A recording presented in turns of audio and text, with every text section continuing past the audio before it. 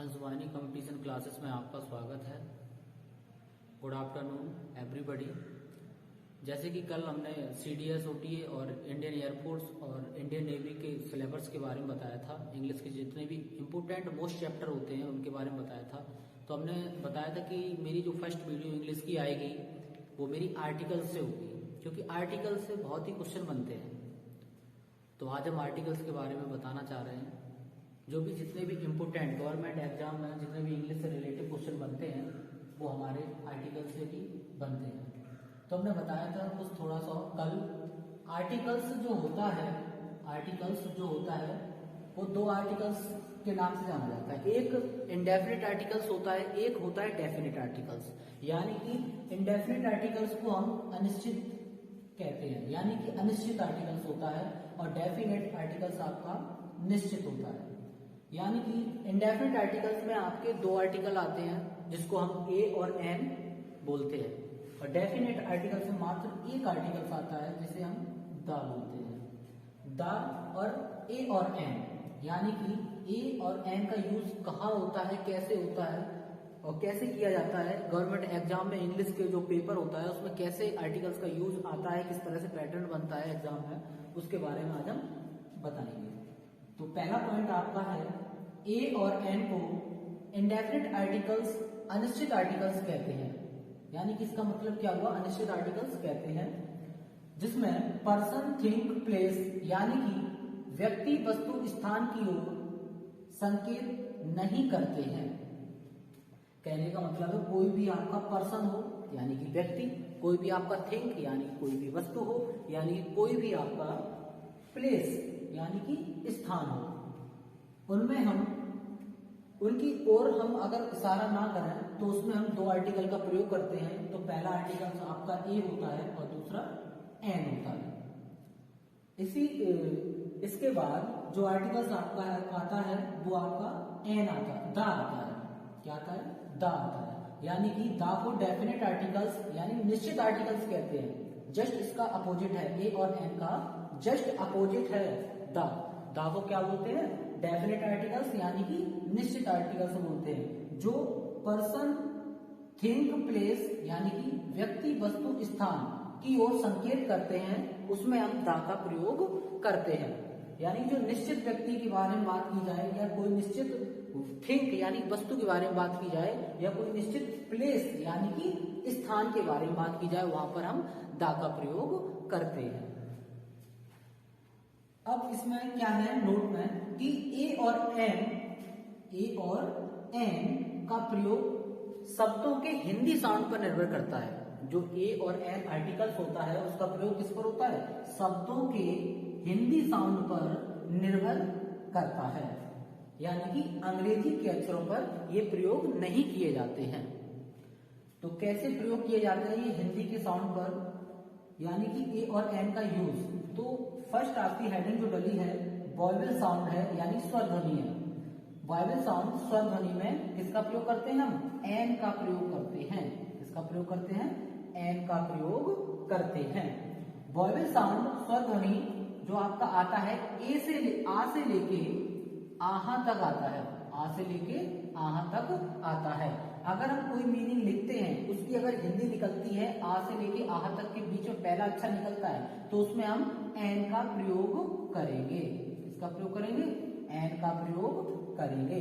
जैसे हमने एक एग्जाम्पल भी इसमें रखा है। जैसे हमने एक एग्जाम्पल लिया ऑरेंज। ऑरेंज को इंग्लिश में ऑरेंज बोलते हैं, लेकिन हिंदी के अकॉर्डिंग अगर उसे हम लिखते हैं तो ऑरेंज बोलते हैं। क्या बोलते हैं? ऑरेंज। तो ऑरेंज में सबसे पहला अक्षर जो आ रहा है, शब्द आ रहा है, वो आपका आ रहा है, जो कि शब्दों के किस पर? हिंदी साउंड पर है। तो इसमें आ रहा है यानी कि ये वॉवेल साउंड स्वर ध्वनि है। तो स्वर ध्वनि में हमने क्या बताया था, किसका प्रयोग बताया था? एन का प्रयोग बताया था। इसमें एन का प्रयोग किया जाता है। तो ऑरेंज में हम हिंदी के अकॉर्डिंग लिखेंगे तो ऑरेंज लिख रहे हैं, और ऑरेंज में ऑरेंज आ रहा है यानी कि ए आ रहा है। क्या आ रहा है? आ। तो आ में हम किसका प्रयोग करेंगे? एन का प्रयोग करेंगे। तो यहां पर हम फिर क्या करेंगे? An, A N, an orange लिखेंगे। क्यों लिखेंगे? क्योंकि ये जो शब्द बोल रहा है हिंदी के साउंड पर जा रहा है, ऑरेंज को ऑरेंज लिखते हैं हिंदी में, इसलिए यहां पर हम एन का प्रयोग कर देंगे। फिर उसके बाद फिर दूसरा आपका आता है कॉन्सोनेंट साउंड। कॉन्सोनेंट साउंड यानी कि जिसे हम बोलते हैं व्यंजन ध्वनि। क्या बोलते हैं? व्यंजन ध्वनि। अब व्यंजन ध्वनि जो होता है हिंदी के अकॉर्डिंग देखा जाए तो का से लेके ज्ञा तक के बीच में जो सब क्या आते हैं, कॉन्सोनेंट साउंड यानी कि व्यंजन ध्वनि आते हैं। इसमें हम व्यंजन ध्वनि में हम ए का प्रयोग करते हैं। इसका प्रयोग करते हैं, ए का प्रयोग करते हैं। आ से लेके आह तक एन का प्रयोग होगा, का से लेके ज्ञा तक ए का प्रयोग होगा।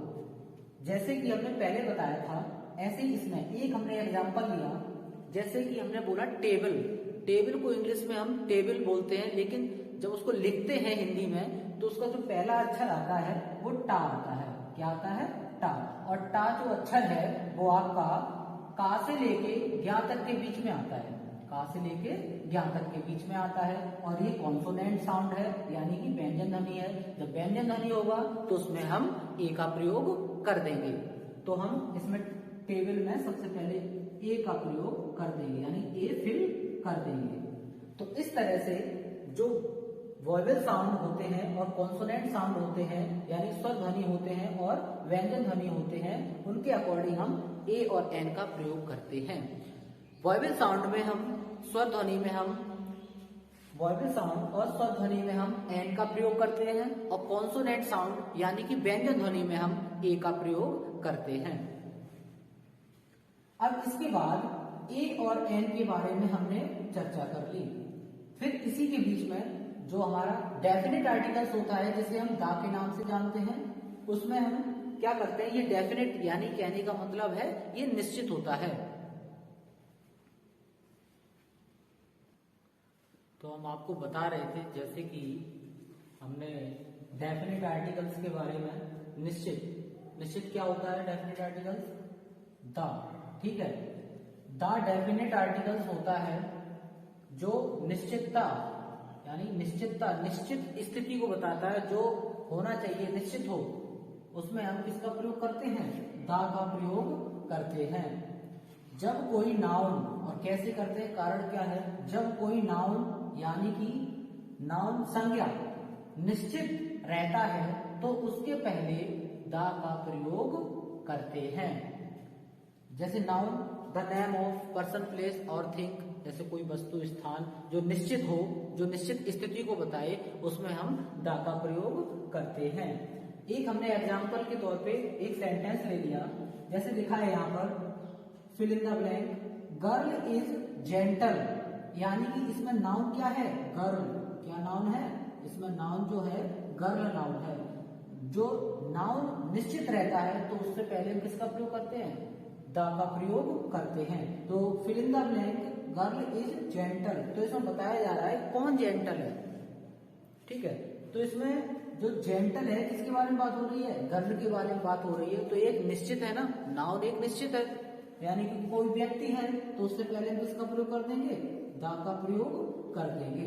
इस तरह से हम डेफिनेट आर्टिकल्स का प्रयोग करते हैं। उसके बाद जो दा का प्रयोग और भी कई जगहों पर होता है, कारण क्या है रहता है, जो भी जितनी भी चीजें निश्चित हो उससे पहले हम दा का प्रयोग करते हैं। एज ए एग्जाम्पल, दा का यूज नक्षत्र, यानी नक्षत्र का मतलब जो जितने भी हमारे ग्रह भाई निश्चित हैं, ठीक है, उनसे पहले हम दा का प्रयोग कर देंगे। दिशा यानी जितने भी हमारी साइड हैं, पूर्व पश्चिम उत्तर दक्षिण नॉर्थ वेस्ट साउथ, ठीक है, उनसे पहले हम दा का प्रयोग करते हैं क्योंकि ये निश्चित है। ऐसा तो है नहीं पूरब से दक्षिण हो गया, दक्षिण से पूरब हो जाएगा, निश्चित है ना। पार्टी अथवा संगठन, जितने भी हमारी पार्टियां हैं, जितने भी हमारे संगठन हैं, उसमें हम दा का प्रयोग करते हैं। फिर उसके बाद ऐतिहासिक भवनों यानी कि जितने भी हमारे ऐतिहासिक भवन होते हैं उनसे पहले हम दा का प्रयोग करते हैं। जैसे ताजमहल तो द ताज, ठीक है, तो वो हमारा ऐतिहासिक भवन हो गया। और कहने का मतलब है सार्वजनिक स्थान ये भी हो सकता है, ताजमहल सार्वजनिक स्थान है, ठीक है, तो सार्वजनिक स्थान के पहले भी हम दा का प्रयोग करते हैं। इसके बाद आता है परिणामवाची शब्द, यानी जितने भी हमारे परिणामवाची होते हैं, जैसे कि लीटर, मीटर, ठीक है, दर्जन, डजन, तो उनमें हम दा का प्रयोग करते हैं क्योंकि ये निश्चित है। ऐसा तो है नहीं जैसे हमने कोई चीज लीटर में नापी या प्रमाण दिया उसका तो हम उसके मीटर में प्रमाण करें, तो ऐसा तो हो नहीं सकता। यानी कि जो फिक्स हो, निश्चित हो, जो चीज जिसमें नापती हो या नापी जाए या जिसका हम बताएं उसमें कि ये किस तरह से होगी व्यवस्थित, यानी जितना भी हो, यानी कहने का मतलब है परिणामवाची शब्द, यानी जितने भी परिणामवाची शब्द हैं, मीटर हो गया, डजन हो गया, उनमें हम दा का प्रयोग करते हैं। व्यवस्थित जगहों पर, यानी कि आदि व्यवस्थित जगहों पर जितने भी हमारी व्यवस्थाएं हैं, जैसे कहने का मतलब जितने भी हमारी व्यवस्थाएं चल रही हैं, उससे पहले अगर कोई पूछे कि इसमें इसका किसका प्रयोग होगा, तो दा का प्रयोग होगा। आदि बहुत से हैं, हम बता देंगे आपको, ठीक है। फिर इसके बाद हमने कुछ एग्जाम्पल लिए हैं, मोस्ट एग्जाम्पल है, एक नॉर्मल एग्जाम्पल है, उनके हिसाब से हम आपको समझाने की कोशिश कर रहे हैं। जैसे कि सन, अब सन हमने बताया था, सन है क्या, एग्जाम यूज में क्या बताया था, सन क्या है, नक्षत्र यानी कि ग्रह, क्या है, नक्षत्र यानी कि ग्रह। तो सन से पहले हम किसका प्रयोग करेंगे, दा का प्रयोग करेंगे, तो इसलिए ये अब सही हो जाएगा। यानी कि फिल इन द ब्लैंक सन था, तो फिल इन द ब्लैंक की जगह क्या कर दिया हमने, दा। और दा क्यों किया, क्योंकि दा का प्रयोग हम नक्षत्र यानी ग्रह के पहले कर देते हैं। फिर इसके बाद एक सेंटेंस लिखा है जिसमें हमने 3 फिल इन द ब्लैंक कर दिए हैं। उससे पहले जैसे fill in the blank, sun rises in fill in the blank east and sets in fill in the blank west. जो सन, अब सन क्या है, ये भी नक्षत्र है, तो सन से पहले किसका प्रयोग होगा, आर्टिकल दा का प्रयोग होगा। फिर इसके बाद आता है आपका ईस्ट, ये भी एक क्या है, ये एक दिशा है, ये सन जो था ये नक्षत्र है, इसलिए हमने दा का प्रयोग किया। अब यहाँ पर ईस्ट आ रहा है, यानी कि एक दिशा दे रहा है, तो दिशा से पहले भी हम दा का प्रयोग करेंगे। अगर बीच में किसी भी सेंटेंस के बीच में अगर हम किसी भी वर्ड का यूज करते हैं, तो वहां पर हम स्मॉल लेटर, सबसे पहला जो लेटर होता है स्मॉल लेटर में लिख देते हैं। फिर इसके बाद and sets in west, west ये भी एक दिशा है, ये जो दिशा है ना, हमने बताया था नक्षत्र और दिशा, उससे पहले हम किसका प्रयोग करते हैं, दा का प्रयोग करते हैं। अब ये सेंटेंस कंप्लीट हो गया। क्या है sentence, the sun rises in the east and sets in the west. तो बिल्कुल अभी क्लियर है, सन नक्षत्र है, ईस्ट दिशा है, वेस्ट ये भी दिशा है, यानी कि इन सबसे पहले हम किसका प्रयोग करते हैं, दा का प्रयोग करते हैं। इसके बाद एक और एग्जांपल है, जैसे कि हमने बताया था पार्टी अथवा संगठन, अगर कोई भी पार्टी आ जाए, कोई भी संगठन आ जाए, तो उससे पहले हम दा का प्रयोग कर देते हैं। तो दा का प्रयोग कैसे करते हैं, पार्टी, जैसे हमने बोला कांग्रेस, कांग्रेस बोला तो कांग्रेस, तो हम क्या बोलेंगे, द कांग्रेस, क्या बोलेंगे, द कांग्रेस। फिर इसके बाद जो बताया था, जैसे दूसरा एग्जांपल ले लिया हमने, जनता दल, कोई पार्टी ले ली, हमने नाम बना दिया, जैसे उसका नाम है जनता दल, तो उसके ये भी एक पार्टी है जो जनता दल है, उससे पहले भी हम किसका प्रयोग कर देंगे, दा का प्रयोग कर देंगे। तो इसलिए यहाँ पर हमने भी दा का प्रयोग कर दिया, क्योंकि ये पार्टी है, कांग्रेस, जनता दल, बीजेपी, भाजपा, एसपी, ये सब क्या है, पार्टियां है ना, तो उससे पहले हम किसका प्रयोग करते हैं, दा का प्रयोग करते हैं। फिर इसके बाद हमने बताया था ऐतिहासिक भवनों, ऐतिहासिक भवनों यानी कि सार्वजनिक स्थानों, इन सबसे पहले भी दा का प्रयोग करते हैं। जैसे ताजमहल, तो ताज, द ताज, ठीक है, दा लगाएंगे उससे पहले। उसके बाद जैसे हमने बोला किला, यानी उससे पहले भी the fort, the red fort, उससे पहले भी हम दा का प्रयोग करेंगे। फिर उसके बाद हमने बताया था परिमाणवाची शब्द, यानी जितने भी हमारे नाप तौल के शब्द होते हैं, उन सबसे पहले हम दा का प्रयोग करते हैं। तो यहाँ पर लिखा वाई, मीटर। अब मीटर क्या है, कोई भी चीज है, ये परिणामवाची है ना, जिसमें हम मीटर में कोई भी चीज नापते हैं, तौलते हैं, कुछ भी, ठीक है, तो उससे पहले भी हम किसका प्रयोग करेंगे, दा का प्रयोग करेंगे। क्योंकि यहाँ पर हम दा का प्रयोग क्यों करेंगे, क्योंकि ये बीच में लिखा है, इसलिए स्मॉल, जो फर्स्ट लेटर आ गया वो स्मॉल में भरा जाएगा। अगर सबसे पहले अगर वाई ना होता तो हम इसको हम कैपिटल में लिख देते, फर्स्ट जो लेटर होता वो कैपिटल होता, द मीटर।